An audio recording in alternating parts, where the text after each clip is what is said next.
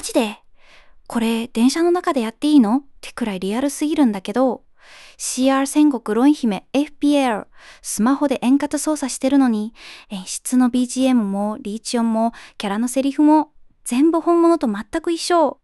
画面の滑らかさも演出のテンポもまるでホールに座ってるみたい。いや、むしろ周りの目気にしなくていい分集中できるかも。でもね、困るのがセラメなさすぎて、FPL モードにする？通常ループ狙う？それとも ST 突入マイツ？って毎回迷いすぎて気づいたら次の駅過ぎてる。しかも機種がめっちゃ多いから今日こそはこれ。と思って吐いたら別の体が気になって結局何も決めきれず終点到着。ネット経由だから自宅でもカフェでももちろん今みたいに通勤中でもプレイ可能。